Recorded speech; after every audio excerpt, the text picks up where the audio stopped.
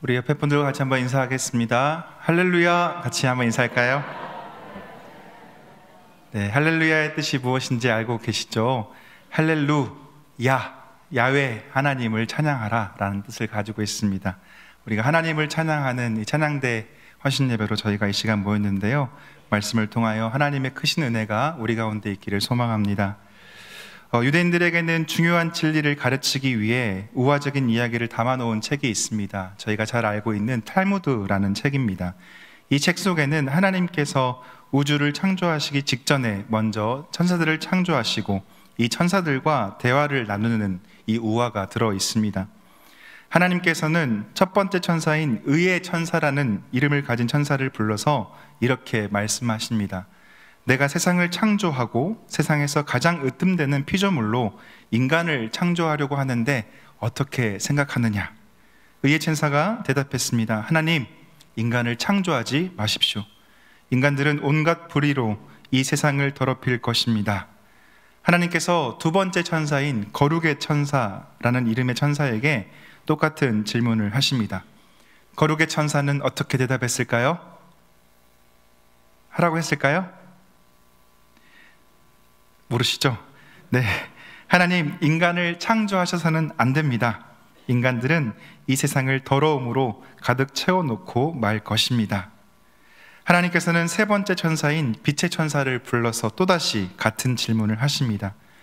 빛의 천사는 하나님, 절대로 인간을 창조하셔서는 안 됩니다.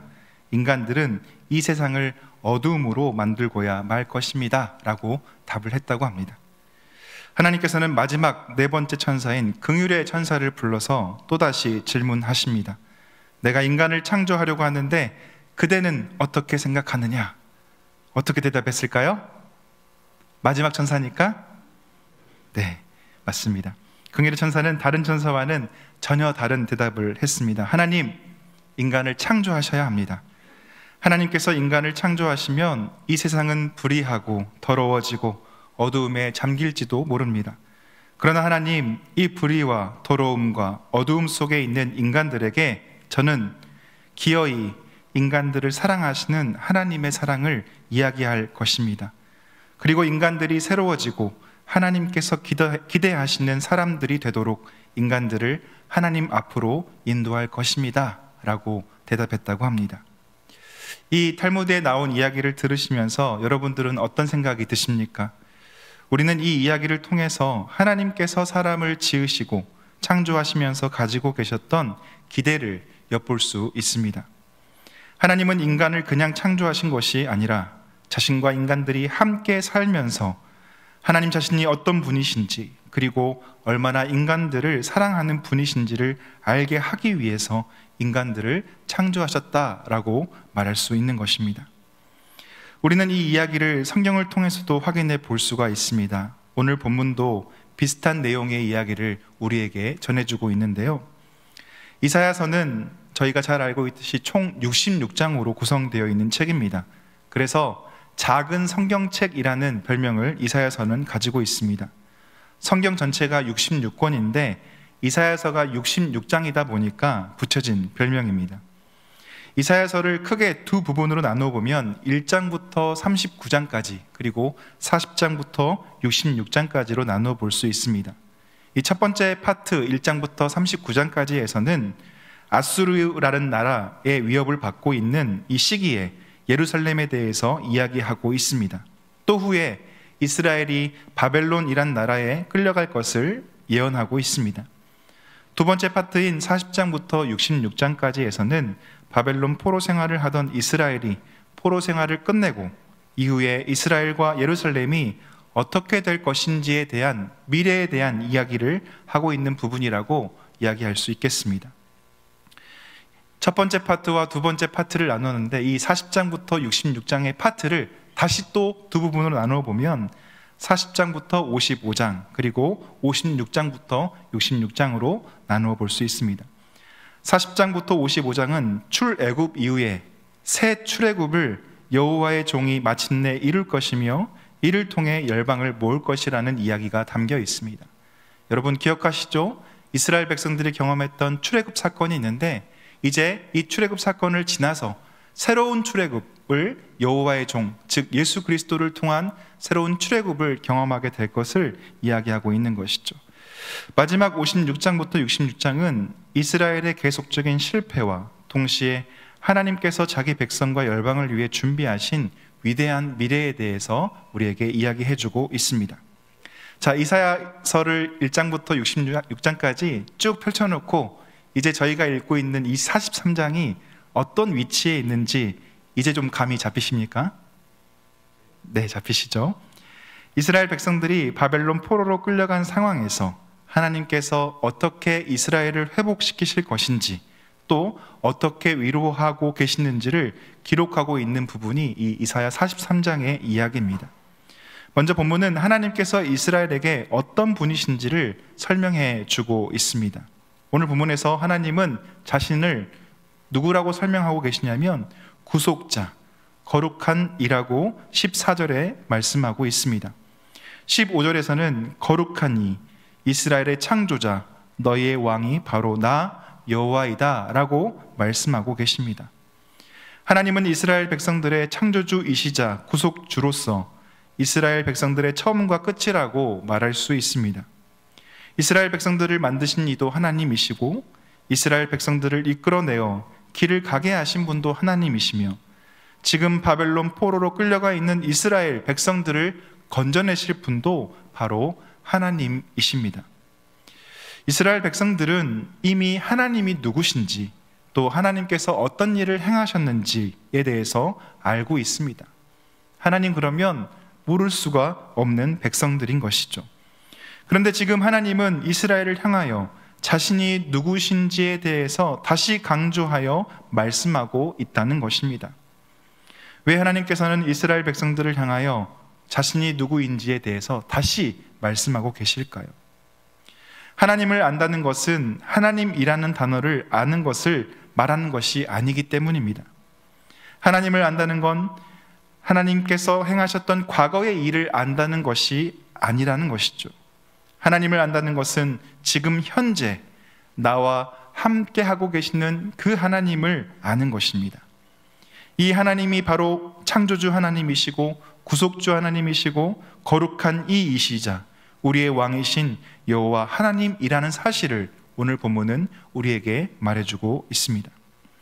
이스라엘 백성들은 하나님께서 누구신지 모르지 않았습니다.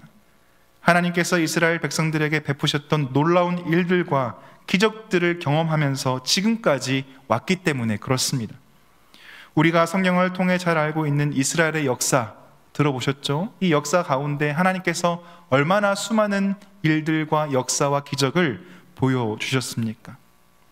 하나님은 이스라엘 백성들을 억압받고 박해받던 애굽 땅에서 끌어내셨습니다. 하나님은 이스라엘 백성들을 위해 멀쩡히 흐르고 있는 이 홍해를 가르셨습니다. 바다 가운데 길을 내시고 백성들이 모두 마른 땅으로 이 땅을 건너도록 하셨습니다. 그리고 뒤쫓아오던 애굽 군대와 병거들을 바다를 닫아서 거기에 그 홍해 바다에 수장시키셨습니다. 이 엄청난 일을 하나님께서 과거에 행하셨습니다. 그러나 이 일은 이스라엘 백성들에게 있어서 현재의 일이 아니라 과거의 일이었습니다. 예전에 있었던 일이었습니다. 과거의 경험은 추억은 되지만 현재에 있어서 새로운 힘을 일으킬 커다란 힘은 없습니다. 물론 아무나 경험할 수 없는 강력한 경험이었기 때문에 영향을 미치긴 하겠지만 지금 내 눈앞에 있는 문제가 커 보이면 과거의 일들은 보이는 현재 앞에 다 묻혀버리기 마련입니다.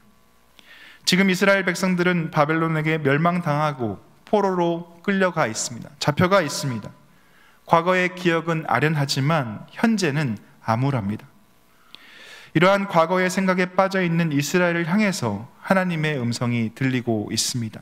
본문 18절의 말씀인데요. 같이 한번 읽어보겠습니다. 본문 18절 말씀입니다. 너희는 이전 일을 기억하지 말며 옛날 일을 생각하지 말라. 아멘. 하나님의 이 말씀은 이전에 있었던 하나님의 기적에 갇혀 있지 말라는 말씀입니다. 하나님을 과거에 어떤 한 사건을 일으켰던 분으로 제한시키지 말라는 이야기입니다. 그때는 좋았었지. 그런데 지금은 아니야. 이런 자조적인 말을 하지 말라는 말씀입니다. 우리가 신앙생활을 하면서 경험하는 과정이 있습니다. 처음 하나님을 만나고 하나님의 은혜를 경험하면서 우리는 환희에 찼습니다. 환희에 찼었습니다. 다들 그러셨죠? 안 그러신 분이 계신가요? 다들 한번 물어보시겠습니까? 하나님 처음 만났을 때 기쁘셨죠? 한번 물어보겠습니다. 하나님 처음 만났을 때 기쁘셨죠? 네, 저도 기뻤습니다. 매일매일 하나님께서 공급해 주시는 은혜로 밥을 먹지 않아도 배부르고 어떤 좋은 일이 생기지 않아도 하나님 한 분만으로 만족할 수 있는 삶이 있었습니다. 사람들이 당신은 왜 이렇게 기뻐 보이냐라고 물어보면 하나님 때문이야 라고 말하면서 미친 사람 취급받기도 했습니다. 그런데 신앙의 연차가 쌓이고 수많은 말들과 수많은 경험이 쌓이면서 사실 우리가 가지고 있는 신앙이 하나님인지 아니면 내가 쌓아온 관계인지 헷갈릴 때가 있습니다. 하나님은 먼지 풀풀 날리는 벽장에 처박혀 있고 지금 내가 만족해야 하는 많은 것들이 내 신앙인 척 애워싸고 있다는 것입니다. 그러면서 사람들이 당신 하나님을 믿어? 라고 물어보면 과거에 경험했던 하나님과의 만남, 하나님과의 교제, 과거에 경험했던 하나님께 받은 은혜, 하나님께서 베풀어 주셨던 기적을 추억하면서 나 하나님 믿어 라고 말한다는 것입니다. 그런데 여러분, 이것이 진짜 하나님을 믿는 것일까요? 과거에 애굽에서 건져주셨던 하나님은 기억하는데 지금 바벨론 포로로 살고 있다 보니 하나님은 과거의 옛 연인과 같은 추억으로 기억 저 한편에 두고 있지 않느냐 말입니다. 하나님께서 이렇게 과거의 기억, 과거의 경험에 머물러 있는 이스라엘 백성들과 우리들에게 지금 말씀하십니다. 너희는 이전 일을 기억하지 말며 옛날 일을 생각하지 말라라고 말씀해주고 계십니다. 하나님은 창조주로서, 하나님은 구속주로서 변함없이 새 일을 준비하고 계십니다. 19절의 말씀입니다. 보라, 내가 새 일을 행하리니 이제 나타날 것이라. 너희가 그것을 알지 못하겠느냐? 반드시 내가 광야의 길을, 사막의 강을 내리니 라고 말씀하십니다. 하나님은 과거의 유물로 기록되어 있는 굳어있는 화석이 아니십니다. 출애굽 사건에서 홍해를 가르셨던 하나님은 지금 또 바벨론에 있는 이스라엘을 이끌어내시기 위해 새 일을 준비하고 계십니다. 이건 홍해가 마른 땅이 되었듯이 광야에 길이 나고 사막에 강이 터져 나오는 일이 될 것입니다. 출애굽을 경험한 이스라엘 백성들은 이제 또 새로운 출애굽을 경험하게 될 것입니다. 하나님은 이스라엘 백성들을 향해 자신의 심장으로 말씀하십니다. 내가 너희의 하나님이다. 그리고 지금 내가 너희를 위해 새 일을 행할 것이다 라고 말씀하십니다. 바벨론의 포로로 끌려가 잡혀있는 이스라엘 백성들을 향한 하나님의 마음이 바로 이렇다는 것입니다. 현실의 어두움에 사로잡혀 있는 인생들에게 하나님께서 지금 말씀하고 계십니다. 너희는 과거에 내가 행한 것으로 내가 과거에만 머물러 있다라고 생각하지 마라. 난 지금도 너희를 위해 여전히 일하고 있어. 너희가 생각할 수 없는 더 크고 놀라운 일을 계획하고 있지 라고 말씀하고 계십니다. 이 구절 안에 하나님의 마음이 보이지 않으십니까? 이스라엘을 향한, 그리고 우리를 향한 하나님의 마음이 이 구절 안에 담겨져 있습니다. 하나님의 마음은 이제 자신의 백성이 존재하는 이유로 나아갑니다. 앞에서 하나님께서 자신을 왜 그토록 이스라엘 백성들에게 내가 창조주야, 내가 구속주야, 내가 너희의 거룩한 이이고 내가 너희의 왕이야 라고 말씀하셨는지 우리는 이 구절에 와서야 하나님의 의도를 이해할 수 있습니다. 본문 21절의 말씀인데요, 21절 말씀 같이 한번 읽어보겠습니다. 이 백성은 내가 나를 위하여 지었나니 나를 찬송하게 하려 함이니라. 아멘. 하나님은 자신의 손으로 빚으신 이 백성과 이 인간들과 함께 교제하고 싶어 하십니다. 일방적으로 자신이 하고 싶은 것을 해주고 그것을 통해서 만족하는 통치자로서가 아니라 자신이 지은 이 인간들, 이 백성들이 올리는 찬송을 통해서 내 존재가 확인되고 싶다는 말씀을 지금 하고 있다는 것입니다. 하나님께서는 누가 인정해주고 인정해주지 않고에 따라 존재하고 존재하지 않는 분이 아니십니다. 출애굽기 3장에 보시면 나는 스스로 있는 자니라, I am who I am 이라고 말씀하십니다. 그러나 하나님께서는 관계 안에서 이스라엘 백성들에게 자신을 내어주고 계십니다. 이스라엘에게 있어서 하나님은 참 중요한 분이시죠. 하지만 오히려 더 하나님에게 있어서 이스라엘 백성들, 이 인간들 또한 중요하다는 말을 하고 있는 것입니다. 이스라엘과 하나님, 그리고 하나님과 이스라엘, 이 두 관계 가운데 하나님의 창조와 또 이스라엘 백성들이 올려드리는 찬송이 함께 공존하고 있습니다. 이 아름다운 어울림이 하나님과 이스라엘 안에, 그리고 하나님과 우리 안에 있다는 것입니다. 이 얼마나 감격스러운 이야기입니까? 오늘 이사야 선지자를 통해 우리에게 지금 이 이야기를 전해주고 계시고 있습니다. 앞선 이야기에서 긍휼의 천사가 답했던 것처럼 인간들은 창조하면 불의하여 어두움과 더러움 속에 살아가지만 이러한 인간들을 하나님께서 사랑하셔서 구원하시고 이 구원을 경험한 인간들이 결국 하나님을 찬송하게 하는 데까지 나아가게 하시고 있다는 사실을 오늘 말씀은 이야기해 주고 있습니다. 하나님은 위대하고 놀라운 하나님이십니다. 이 하나님께서 어제도 오늘도 내일도 새 일을 행하십니다. 하나님의 역사 가운데 우리는 하나님을 찬송합니다. 억지로가 아니라, 의무감이 아니라 하나님께서 우리의 찬송을 통해 하나님 되심이 드러나는 귀한 역사가 이 안에 담겨 있기 때문에 우리는 찬송하는 것입니다. 찬송함으로 말미암아 하나님과 이스라엘이, 이스라엘과 하나님이, 하나님과 우리와 하나님이 하나로 어울릴 수 있다라고 이사야 선지자는 말해주고 있습니다. 오늘 우리는 찬양대 헌신 예배로 하나님께 예배드리고 있습니다. 오늘 말씀 가운데 우리를 지으신 목적에 따라 하나님을 찬송하며 나아가는 시온 찬양대, 호산나 찬양대가 되기를 소망합니다. 단순히 오늘 드리는 예배가 1년에 의례껏 드리는 한 번의 헌신 예배로 끝나는 것이 아니라 남은 한 해의 시작점이 되시기를 소망합니다.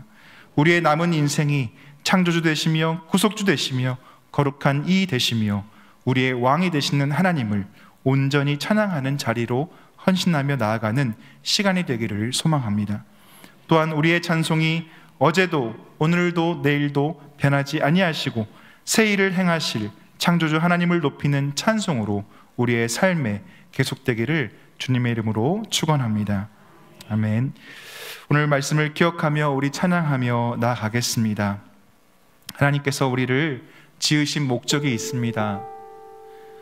우리와 함께 우리의 찬송을 통하여 자신이 높임 받으시고 또 하나님의 하나님 되심을 이 땅에 드러내시기 위해서 우리를 지으셨다라고 말씀하고 계십니다.